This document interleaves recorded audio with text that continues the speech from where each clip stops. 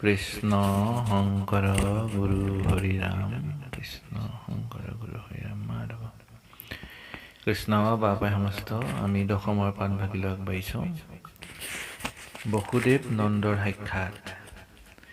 হে ৰামে শুনা পাছ কথা হুকে বুলন্ত ৰাজাক কৰ দিবে লাগি নন্দ গৈলা মথুৰাক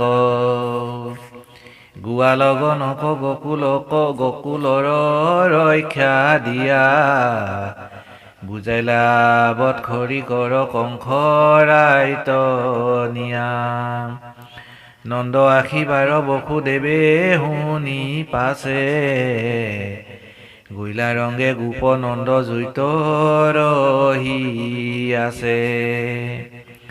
হেৰাম দূৰতে দেখিয়া নন্দে উঠি গাঁও চালি প্ৰাণমিত বুলিয়া ধৰিলা আংকুৱালি আনন্দে নন্দৰ নয়নৰ নীৰজৰে আপোন খনে নিয়া বখাইলা দৰে। হে ৰাম পুছিলা কুশল কথা কৰি হতকাৰ বসুদেৱ কুশল কহিলা আপোনাৰ নন্দটো পুছিলা পাছে গৃহৰ কাহিনী উপজিলা শুনিলো তোমাৰ পুত্ৰ খানি কিনো মোৰ আনন্দ মিলিল মহা সুখ বৃদ্ধকালে হসি দেখিলা পুত্ৰ মুখ আৰু পুত্ৰ হৈবে আশা মনতো নাছিল আচম্বিতে নিধি হেন হাততে মিলিল কিনো ভাগ্য আজি দৰ্শন ভৈলো ইষ্ট প্ৰিয় আলাপতে পৰে নাহি মহামিষ্ট কিন্তু সুহৃদৰ নাহি এক ঠাই থিতি বিহৰাও এখনেকে বিষম দৈৱ গতি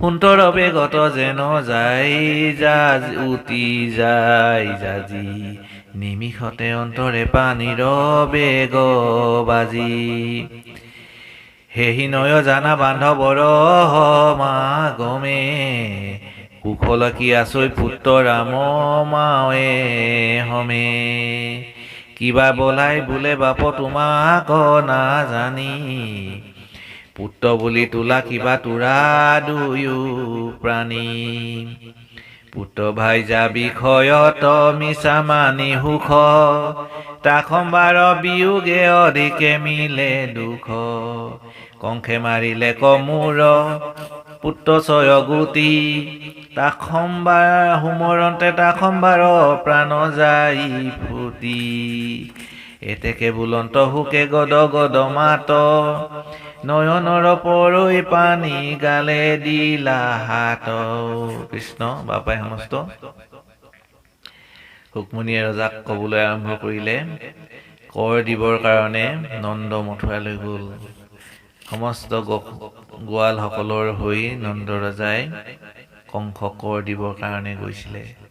নন্দ অহাৰ কথা শুনি বসুদেৱে আনন্দ মনেৰে গৈ য'ত নন্দ আছে তাতে গৈ লগ কৰিলে আৰু প্ৰাণসখী বুলি দুইজনে দুইক আংকুৱালি ধৰিলে। পৰম আনন্দৰে দুয়োৰে চকু পানী বৈ আহিল আৰু কুশল বাৰ্তা ইজনে সিজনক সুধিলে। বসুদেৱে নন্দক সুধিলে, তোমাৰ ঘৰৰ কাহিনী কোৱা, শুনিলো তোমাৰ পুত্ৰ জন্ম হ'ল, কি যে আনন্দ মিলিল সখী তুমি বৃদ্ধ কালত পুত্ৰ পালা। এই সময়ত যে তোমাৰ পুত্ৰ হ'ব সেই কথা ভাবিবই পৰা নাছিলো। আচম্বিতে আহি যেন তোমাৰ পৰম নিধি মিলিলে। এই বুলি বসুদেৱে নন্দক আদৰ সম্ভাষণ কৰি ক'বলৈ ধৰিলে যে দৈৱৰ বিষম গতি কোনে জানে। সোঁতৰ বেগত যেনেকৈ জাজি উঠি যায় নিমিষতেই বন্ধু বান্ধৱ সমাগম হৈ আকৌ যেন বিহৰাই যায়। মাৰ হমে পুত্ৰসকল ভালে আছেনে, বলোৰাম ভালে আছেনে? পুত্ৰ বুলি তোমালোক দুয়ে তেওঁক পালন কৰি থাকা। পুত্ৰ ভাইজা এই সকলোবিলাক মিছা বিষয়। তেওঁলোকৰ বিয়োগে অধিক দুখ মিলে। কংসে মোৰ 6টি পুত্ৰক বধ কৰিলে, তাক সুমৰোতে মোৰ মনত মহা দুখ হয়। এই বুলি গতি গদ মাতেৰে বসুদেৱে নন্দক বাৰ্তা ক'লে, কুশল বাৰ্তা সুধিলে। 2 চকুৰে তেওঁ চকুলো বৈ যাবলৈ ধৰিলে, গালত হাত দি তেওঁ ৰৈ গ'ল। হেন শুনি নন্দে পাছে দিলা সমিধান, যতে কপুচিলা সখী সকলে কইলান। ইহাতে খে কৰে আতি দগধ হৃদয়, কংসৰাই মাৰিলে তোমাৰ পুত্ৰ 6। জিবা আন্ত পোছা পাছে জিউ খানি ভৰিল, কংসে আফালন্তে সিও আকাশত গইল। দৈবে খেলো কৰ সুখ দুখৰ কাৰণ, খনকে উপজৈ জীৱ খনকে মৰণ। সবে মিছা দেখৈ যেন সপোনৰ জাগি, জানি এৰা মন্য মিত কক লাগি। শান্ত হৈয়া বসুদেৱে বুলিলন্ত বাক, ৰজাক যোগাইলা কৰ দেখিলা মাক। বহুদিন ইঠা অত নাথাকিবা ৰৈ, গকুলত উৎপাত অনেক আশয়। শুনি গোপৰাজে চলিবাক ভৈল সাজ, সাৱতিলা সখীৰ লুটক ভৈল বাজ। স্নেহে বসুদেৱৰ চকুৰ পৰৈ পানী, লৰি গইলা নন্দু পাছে মাগিয়া মেলানি। পথত গুণন্ত গোপৰাজ হচকিত, বসুদেৱ বাক্য বৃথা নহি কদাচিত।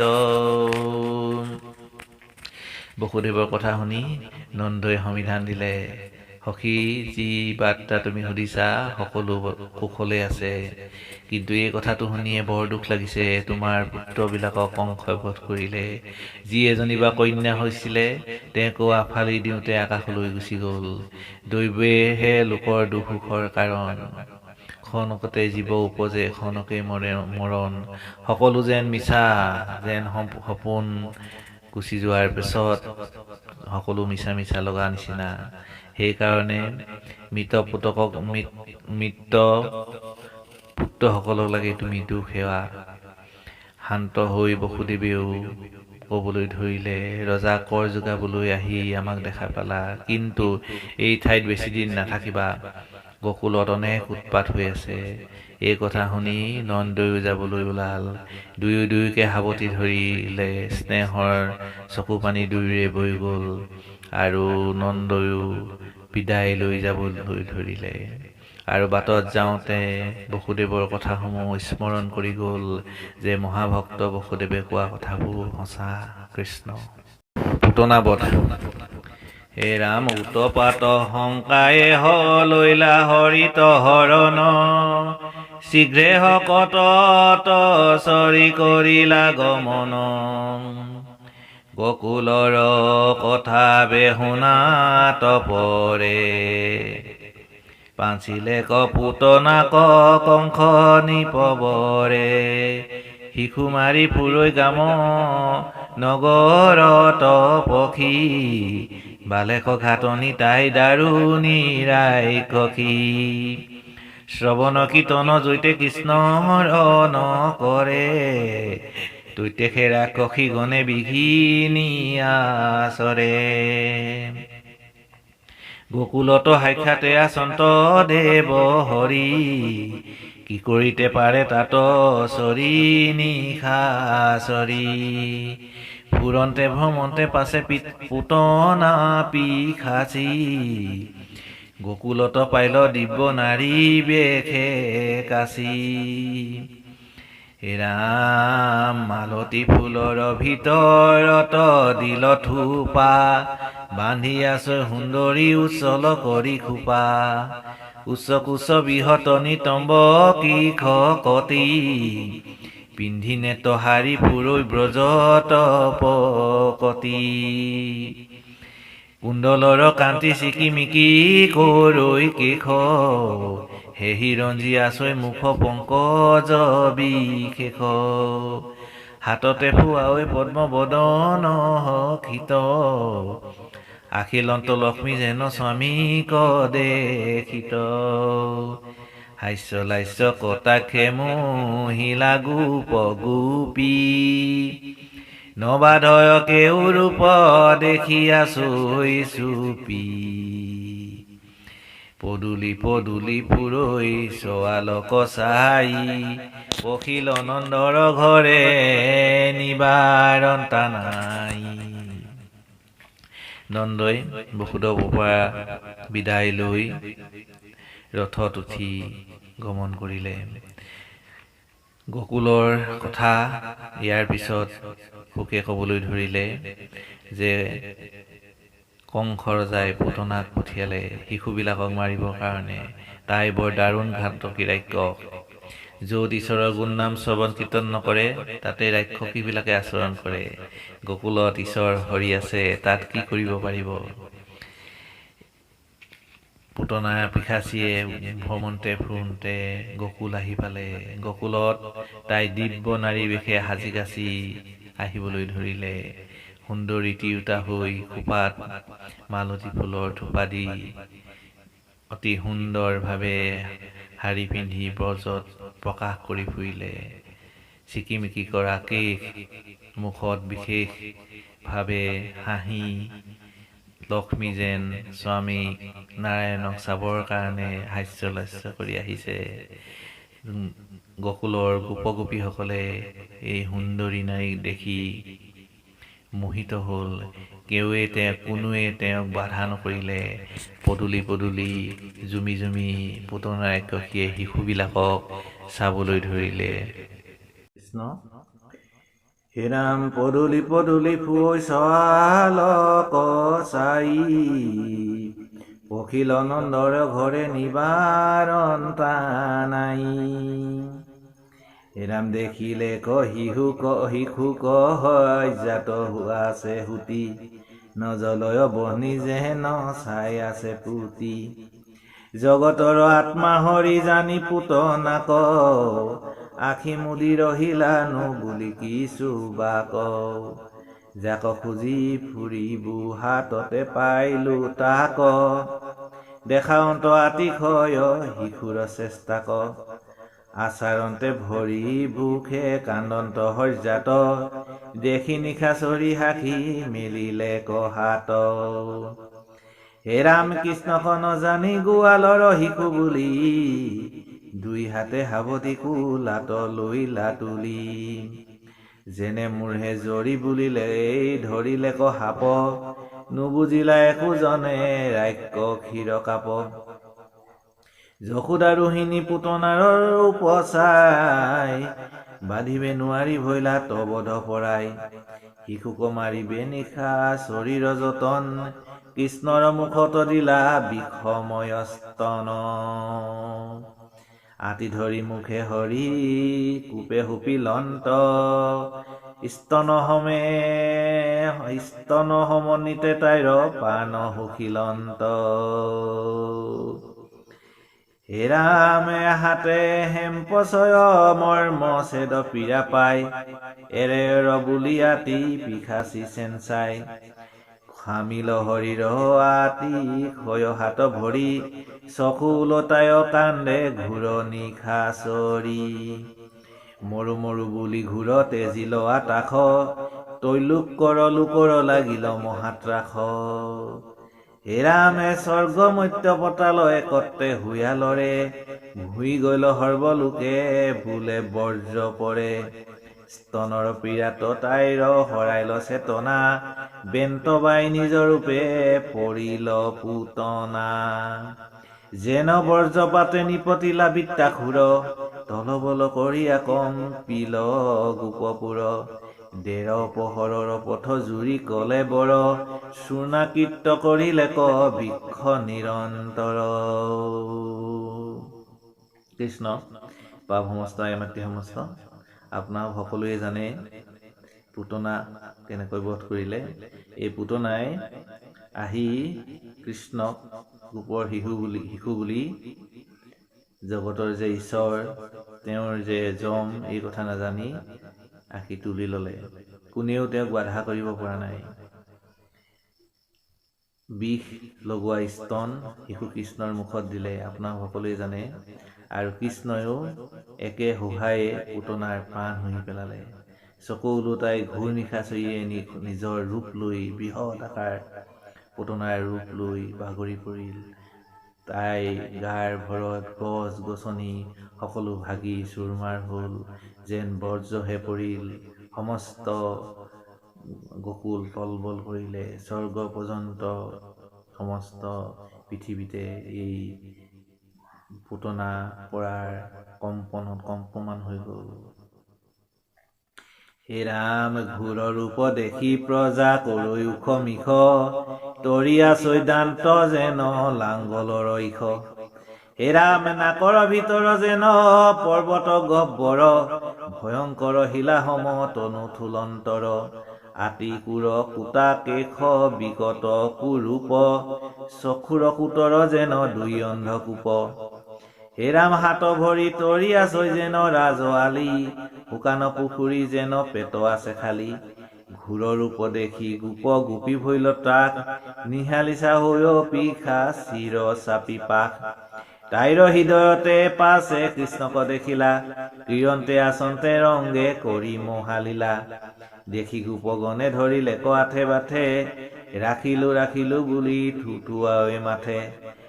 ৰোহিণী যশোদা আখি ধৰিলা সাৱতি, ৰক্ষা মন্ত্ৰ বান্ধি কৰৈ আখতি কুখতি। গাঁৱত মেলাইলা নিয়া গৰুৰ লাংগুলি, গুমুতে নোৱাইল গৰুৰ ঘহি ধূলি। পুত্ৰ দেৱাই ভৈল বুলি যশোদাৰ ভয়, কৃষ্ণ গাত নিয়া লিপিল গুময়। নকৰিলে গোপীগণে আচন্ত প্ৰথমে, বাহংগে ৰক্ষা বান্ধিলে কব্ৰাহ নামে। কৃষ্ণ বাপাই সমস্ত এই পুতনাৰ বুকুত তেওঁলোকে দেখা পালে কৃষ্ণই আনন্দ মনে আছে। তেওঁক বুকুৰ পৰা নমাই আনিলে।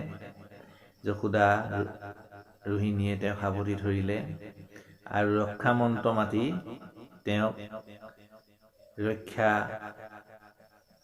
কৰিবৰ কাৰণে সকলোৱে চিন্তা কৰিলে। গোমূত্ৰ আনিলে, গৰু গাত ঘঁহিলে, 12 স্থানত 12 অংগত ৰক্ষা মন্ত্ৰ মাতি ৰছী বান্ধি দিলে। জগতৰ যে ঈশ্বৰ এই কথা সকলোৱে সেই সময়ত পাহৰি গ'ল। সেই সময়ত তেওঁলোকৰ শিশু কেনেকৈ ৰক্ষা কৰিব পাৰি, তেনেকৈ মন্ত্ৰৰ দ্বাৰা কেনেকৈ জৰীৰ দ্বাৰা ৰক্ষা কৰিব পাৰি, এই কথাবোৰ তেওঁলোকৰ মনলৈ আহিল। মায়াৰ বন্ধনত পৰি তেওঁলোকে এইবিলাক কাম কৰিছে। আমাৰো বিভিন্ন সমাজত বিভিন্ন লোকসকলে শিশুসকলক ৰক্ষা কৰাৰ কাৰণে বিভিন্ন ৰক্ষা মন্ত্ৰ মাতি কঁকালত বা হাতত ৰছীবিলাক পিন্ধাই দিয়ে আমি দেখিছোঁ। কিন্তু প্ৰকৃততে হৰিয়ে নাৰাখিলে জৰিয়ে জানো ৰাখিব?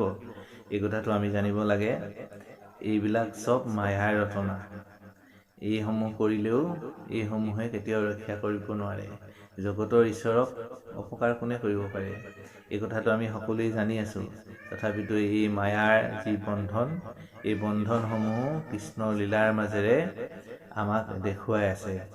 গতিকে আমি এই কৃষ্ণৰ লীলাৰ মাজেৰে প্ৰভু ভগৱন্তৰ যি অনন্ত মহিমা, সেই অনন্ত মহিমাক আমি জানিব লাগে। কাৰণ প্ৰভু ভগৱন্তৰ অনন্ত মহিমাক কোনেও স্পৰ্শ কৰিব নোৱাৰে। আৰু আমি এই কথাও জানিব লাগে যে পুতনাই হওক বা বিভিন্ন ৰাক্ষসমূহে হওক, এইসমূহে যদিও কৃষ্ণক বধ কৰাৰ উদ্দেশ্যে আহিছে, তথাপিতো এইসকল মহা ভকত তেওঁলোকে শত্ৰুভাৱেৰে কৃষ্ণৰ ওচৰলৈ আহিছে আৰু কৃষ্ণই তেওঁলোকক মুক্তি দিব। এই কথাটো তেওঁলোকে মায়াৰ বন্ধনৰ কাৰণে সেই জন্মত নাজানে, কিন্তু পূৰ্ব জন্মত তেওঁলোকে কৰা পুণ্যফলৰ কাৰণে কৃষ্ণক প্ৰাপ্ত কৰিব। গতিকে আমিও ভকতৰ দৃষ্টিৰে সেইসকলৰ যি আত্মাৰ স্বীকৃতি, সেই স্বীকৃতি আমি মানি ল'ব লাগে। প্ৰভু ভগৱন্তই সকলোৰে ৰক্ষাৰ কাৰণেহে জগতলৈ আহিছে। তেওঁ ভকতক যেনেকৈ ৰক্ষা কৰিব, তেওঁক শত্ৰুৰভাৱে যিসকলে আচৰণ কৰে সেইসকলকো ৰক্ষা কৰিব। এতিয়া পুতনাক প্ৰভু ভগৱন্তই উদ্ধাৰহে কৰিলে, যদিও পুতনাই তেওঁক বধ কৰিবলৈ আহিছিল নাজানি, কিন্তু পুতনাক তেওঁ প্ৰাণ সুখী তেওঁ এই জনমৰ পৰা মুক্তি দিলে আৰু ভগৱন্ত প্ৰভুৰ স্পৰ্শ পাই ভগৱন্তৰ প্ৰভুৰ সাৰূপ্য ৰূপ লাভ কৰি পুতনাই বৈকুণ্ঠলৈ গমন কৰিবলৈ সুবিধা পালে। এইদৰে বিভিন্ন ৰাক্ষসীসকলক প্ৰভু ভগৱন্তই লীলা কৰি মুক্তি দিব। আহক আমি প্ৰভু ভগৱন্তৰ এই লীলাকৰ্মসমূহ দশমৰ জৰিয়তে শুনি উপলব্ধি কৰোঁ। কৃষ্ণ হেৰাম স্তুতি পাই বিষ্ণু স্মৰি পাছে শুদ্ধ হুই, কৃষ্ণৰ অংগ কদু নাই জপে জল চুই। ৰাখন্তোকে অজে তজু চৰণ প্ৰজন্তে, উৰু জানো জংঘা ৰাখন্তোক মণিমন্তে। কটিত ঐচুতে উদৰত হয়গ্ৰীবে, ৰাখন্তোক হৃদয়কে খব সদাহিবে। ইখে উৰুস্থলক কণ্ঠক বিষ্ণু ভুজে, উৰুকমে ৰাখন্তোক মুখক নিৰোজে। থাকন্তোক শিৰত ঈশ্বৰে ৰক্ষা কৰি, চক্ৰধৰি ৰাখন্তোক আগত শ্ৰী হৰি। ধনু ধৰি মধুহা অঞ্জনে খৰ্গ ধৰি, দুয়োপাশে তোমাক থাকন্ত ৰক্ষা কৰি। ঋষিকেশে ইন্দ্ৰিয় প্ৰাণক নাৰায়ণে, চেতদীপৱতী চিত্ত ৰাখন্তু যতনে। পিঞ্চি গৰ্ভে বুদ্ধিক মনক যোগেশ্বৰে, ভগৱন্তয়ে অহংকাৰে ৰাখন্তু সত্তৰে। তোমাক ৰাখন্তু দেৱ গোবিন্দ কিৰাত, ৰাখন্তোক সদা মধুসূদনে নিদ্ৰাত। চলি যান্ত বৈকুণ্ঠে বৈখন্তে শ্ৰীপতি, যজ্ঞভোক্তা ভোজন্তে ৰাখন্ত প্ৰতিনীতি। ডাকিনী যোগিনী পেত পিশাচী অনেক, যক্ষ ৰক্ষ ভূত মহা উৎপাত যতেক। জীৱাগ্ৰহে দেখাৱেহি শোক আখি ত্ৰাস, বিষ্ণু নাম কীৰ্তনে সমস্তে যাওক নাশ। এহি মঠে ৰক্ষা বান্ধিলে গোপ গোপী গণ, যশোদায় পুত্ৰক পিয়াইল পাছে স্তন। লুঙি ঘুন্দি দুনাই নিয়া সজ্জাত হুৱাইল, গোপগণে হমে নন্দ গকুলক পাইল। কৃষ্ণ বাপাই সমস্ত। এইদৰে বিভিন্ন ঈশ্বৰৰ নামসমূহে কৃষ্ণৰ বিভিন্ন অংগসমূহ ৰক্ষা কৰক বুলি গোপগোপীসকলে ৰক্ষা মন্ত্ৰ মাতিবলৈ ধৰিলে। অৰ্থাৎ আপোনাসকলে বুজি পাইছেই, বিভিন্ন অংগসমূহক কৃষ্ণৰ বিভিন্ন নামসমূহে ৰাখক বুলি তেওঁলোকে স্মৰণ কৰিছে। এইদৰে বহু লোকে আজিও ভগৱন্তৰ বিভিন্ন নামসমূহে বিভিন্ন বিপদৰ পৰা ৰক্ষা কৰক বুলি স্মৰণ কৰে। এতিয়াও এই পৰম্পৰাটো চলি আছে। কিন্তু এই কথাটো আমি জানিব লাগে যে ঈশ্বৰৰ ৰাম কৃষ্ণ গোপাল গোবিন্দ যি নামেই লোৱা হয়, একে নামে সমস্তকে ৰক্ষা কৰে। সমস্ত শৰীৰৰ ৰক্ষাৰ দায়িত্ব প্ৰভু ভগৱন্তই গ্ৰহণ কৰে। গতিকে পৃথকে পৃথকে কোনো অংগ ৰক্ষা কৰাৰ কাৰণে, কোনো সময় ৰক্ষা কৰাৰ কাৰণে, কোনো গ্ৰহৰ পৰা ৰক্ষা কৰাৰ কাৰণে, কোনো ভয়ৰ পৰা ৰক্ষা কৰাৰ কাৰণে, কোনো ভূত পিশাচৰ পৰা ৰক্ষা কৰাৰ কাৰণে পৃথকে পৃথকে স্মৰণ কৰাৰ প্ৰয়োজন নাই। সেইকাৰণে আমি ৰাম কৃষ্ণ গোপাল গোবিন্দ ঈশ্বৰৰ যি নামেই মনলৈ আহক, যি নাম লৈ আমি আনন্দ পাওঁ, সেই নাম ল'লেই ঈশ্বৰে সকলো সময়তে সকলো বিপদৰ পৰা, সকলো আপদৰ পৰা প্ৰভু ভগৱন্তই ৰক্ষা কৰিব। সেইকাৰণে প্ৰভু ভগৱন্তৰ নাম আমি সততে লৈ থাকিব লাগে। জগতৰ ঈশ্বৰ তেওঁকো ৰক্ষা কৰাৰ কাৰণে গোপগোপীসকলে যশোদাই ৰক্ষা মন্ত্ৰ মাতিছে। এইয়াই হৈছে জগতৰ ঈশ্বৰৰ মায়া। জগতৰ ঈশ্বৰৰ মায়ায়ে সকলোকে মুহি আছে। তেওঁ জগতৰ ঈশ্বৰ সাক্ষাতে কাষতে আছে, তথাপিতো তেওঁক জগতৰ ঈশ্বৰ বুলি তেওঁলোকে জানিব পৰা নাই। পুতনাহেন ৰাক্ষসী কোলাত থাকিও তেওঁ একো অপকাৰ হোৱা নাই। গতিকে গোপগোপীসকলে এই কথা জানিব লাগিছিল, তেওঁ জগতৰ ঈশ্বৰ। কিন্তু পুত্ৰ স্নেহ, শিশু স্নেহ, কৃষ্ণৰ প্ৰতি মৰম প্ৰেম, আদিয়ে তেওঁলোকক এনেকৈ মোহিছে যে তেওঁলোকে ঈশ্বৰৰ মাহাত্ম্য পাহৰি শিশু কৃষ্ণৰ প্ৰতি বেছি মোহিত হৈছে। কৃষ্ণ বা পায়সমস্যা আজি আমি ইমানতে সামৰিছোঁ। অপৰাধ বিনাশন তজনা নাৰায়ণ জানি নামে পকিলো হৰণে আনগতি নাহিকে মৰণে অপৰাধ ক্ষমা কৰি তুমি দয়াশীল হৰি মোক ৰক্ষা কৰিছনে ৰাম মোক ৰক্ষা কৰি। শ্ৰীমন্ত শংকৰ হৰি ভকতৰ জানা জানা কল্পতৰু তাহান্ত বিনাই নাই নাই নাই। আমাৰ পৰম গুৰু ৰাম তাহান্ত বিনাই নাই নাই নাই। আমাৰ পৰম গুৰু কৃষ্ণ হৰি ৰাম কৃষ্ণ।